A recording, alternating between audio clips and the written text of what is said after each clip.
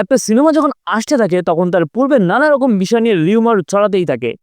এটার ব্যাপারেও ভিন্ন নয়। জানা গিয়েছে মেগাস্টার শাকিব খানের তাণ্ডবে এবার প্রথমবারের মতো নায়িকাকে দিয়েও এক্সট্রিম লেভেলের ভায়োলেন্স দেখাতে চলেছে রায়হান রাফি।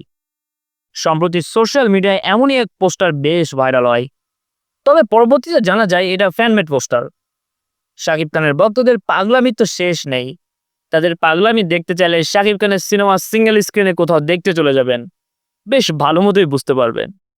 আমি প্রিয়তমা এবং বরবাদ এই দুটো সিনেমা সিঙ্গেল স্ক্রিনে দেখি এবং দেখে বুঝতে পারি আসলেই শাকিব খানের ফ্যান্ডম কোথায়। তো বেশ অনেকখানি আগে জানা যায় শাকিব খান কোনো এক ইন্টারভিউয়ে বলেছিলেন তাণ্ডব দেখার পর নাকি বরবাদকেও বেশ ছোটখাটো সিনেমা বলে মনে হবে। এখন এইসব রিউমার দেখেও তো তেমনই মনে হচ্ছে। তবে তাণ্ডবের মার্কেটিং নিয়ে কি হচ্ছে এটা এখনো অস্পষ্ট সকলের কাছে। নেগেটিভ মার্কেটিং কিছুদিন চললো বেশ, শুটিং স্পটে নানা ফুটেজ লিক হতে থাকলো, এখন আবার সবই নিশ্চুপ।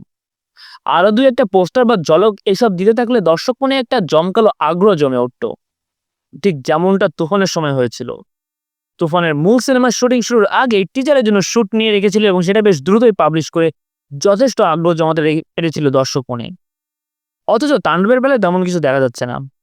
অপেক্ষা করতে থাকি, অপেক্ষার ফল নাকি মিষ্টি হয়।